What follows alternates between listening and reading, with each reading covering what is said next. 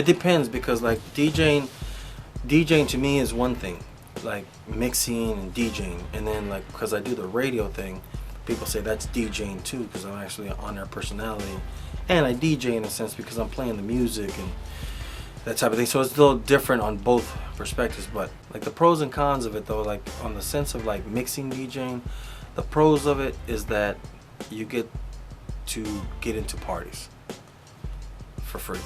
You know what I mean?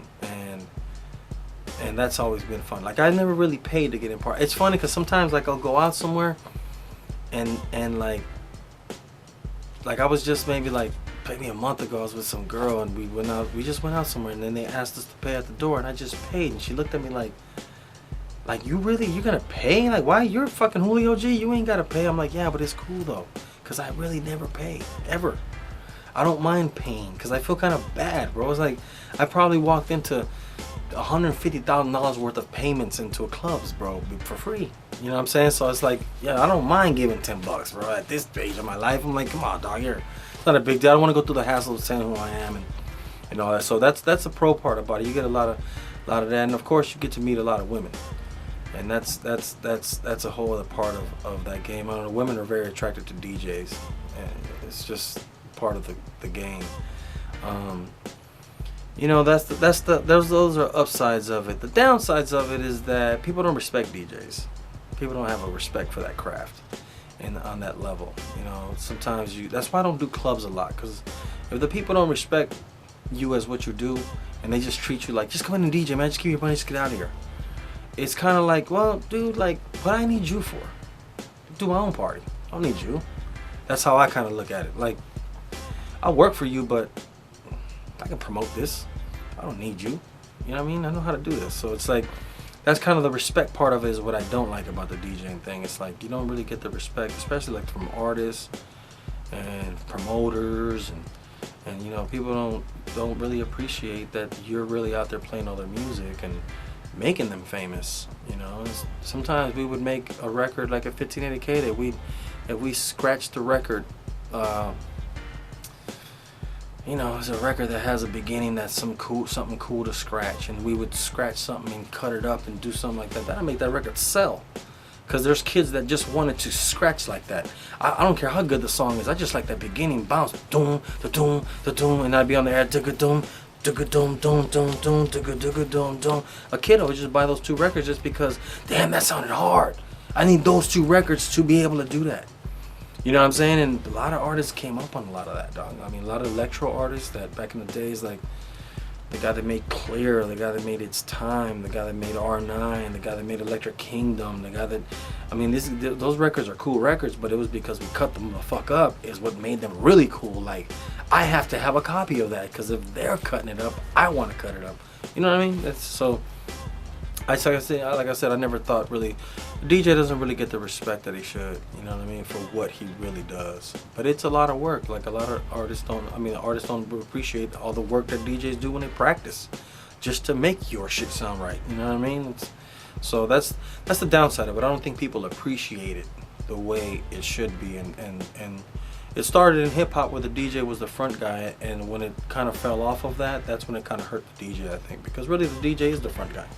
You know what I mean? So, but you know, it's a balance. You know, sometimes you take the good with the bad and try to balance it out. You know what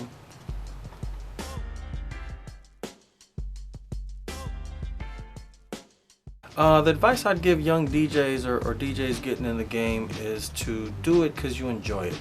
You know, have fun with it and enjoy it. It's very fun to practice. It's fun. It's a good like it's a good thing, like, to be able to sit there and practice for 6, 7, 8 hours and just, that's all you're focused on.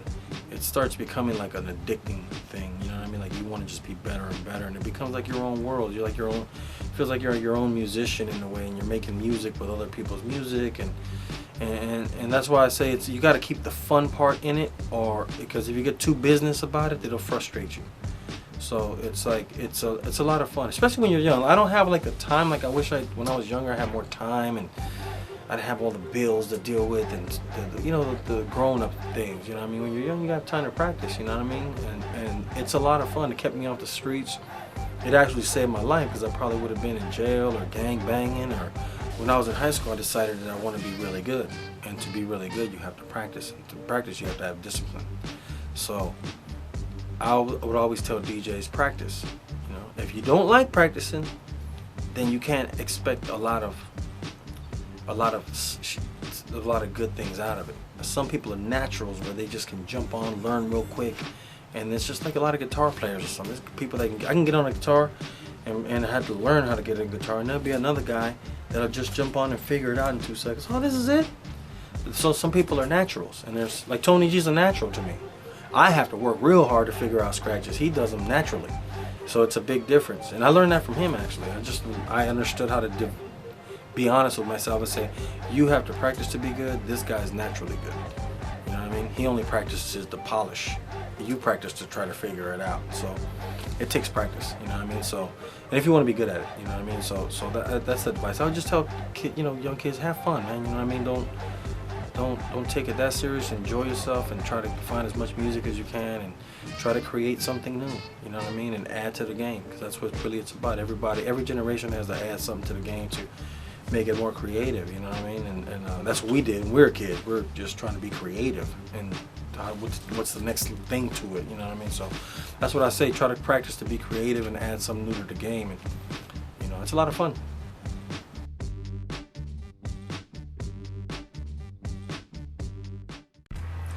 Where I think DJing is going next, it's hard to tell, but I know that it's always going to be around in some way, you know.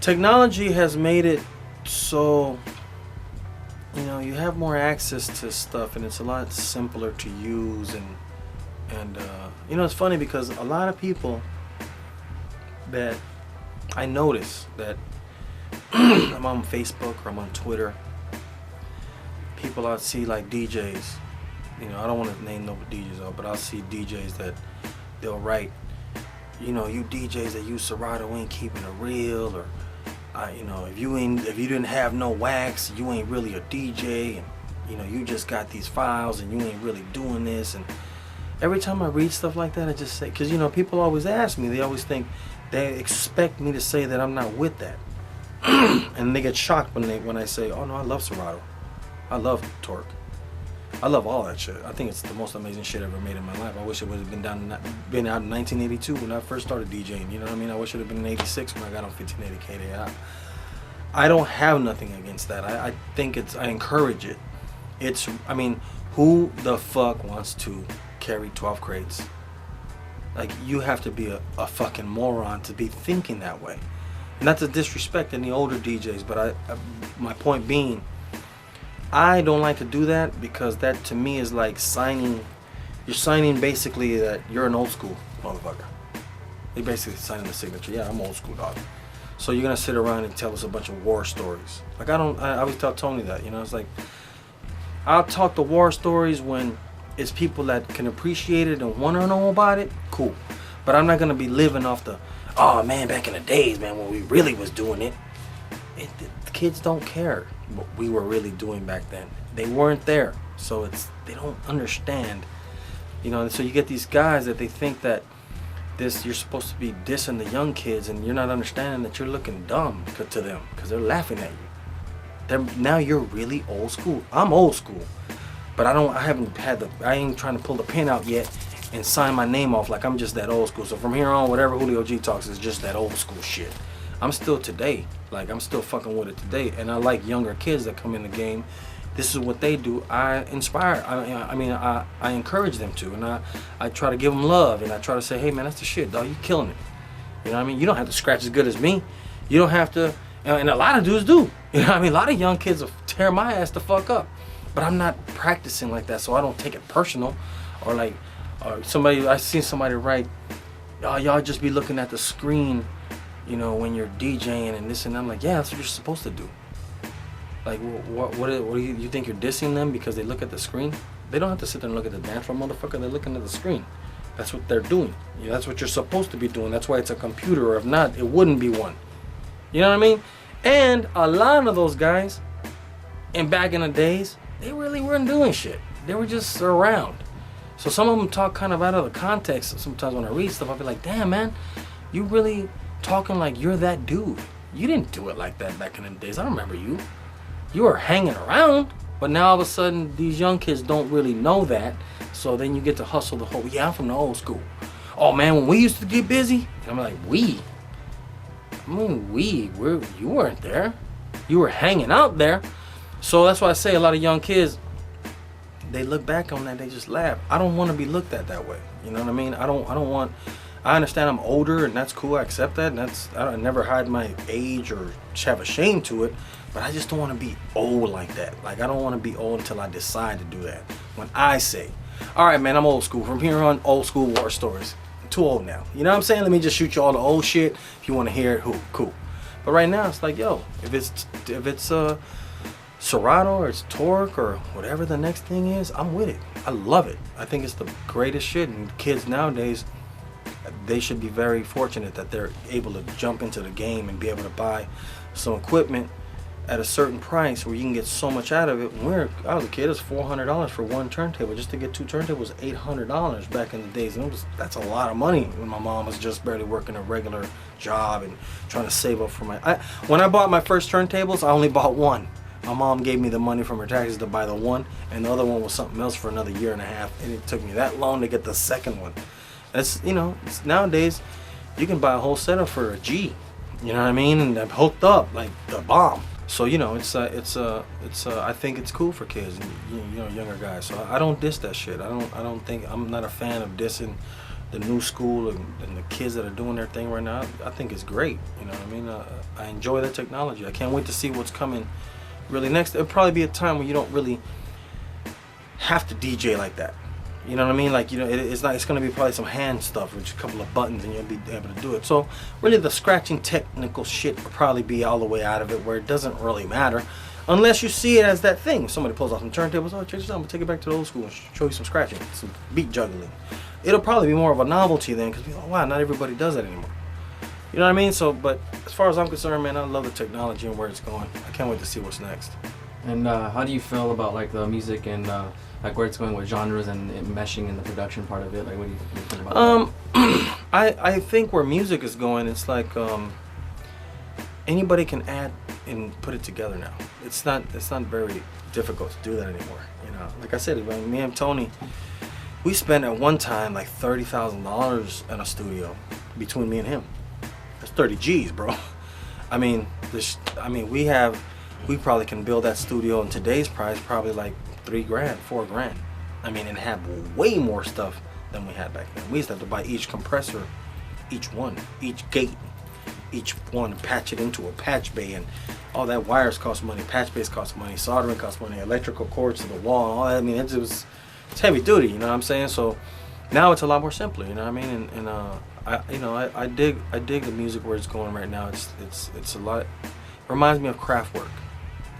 It all comes back full circle. People don't know that, but it all just comes back full circle. But it's like I always tell people, like especially rappers, because I deal with rappers a lot. It's new to you. Because you're new, so it's new to you. Oh, Electro is LA Dream Team, and Siberian Nights, and Egyptian Lover. All of that is what electro is. You know what I mean? It's just shaped different today. It's not going to be the same mimic of Egyptian Lover, but really the basis of it is all behind all that, and really all that comes from Detroit originally. Really, Detroit is the electro sound from back in the days. So it's all kind of full circle. You know what I mean? Right now, you got kids that are doing everything independent, like a full circle again. It's all Eazy-E. Instead of being out of the trunk of the car, now you're kind of out of the internet on the car. You know what I mean? So you're kind of selling it that way now. But it's the same thing as Eazy-E. When I met him, he was selling them records out of the trunk of his car. So was MC Hammer. I met him when he was selling that shit out of the trunk of his car. You know what I mean? That's what you consider the new kid today. That's a Lil B or who else is heavy on the net? Slaughterhouse, or there's people that are very heavy on the net. I'm Jay Electronica. These people are heavy on the net. They're kind of out of the trunk of the car. That's what I consider that. That's why I always say it all comes back full circle.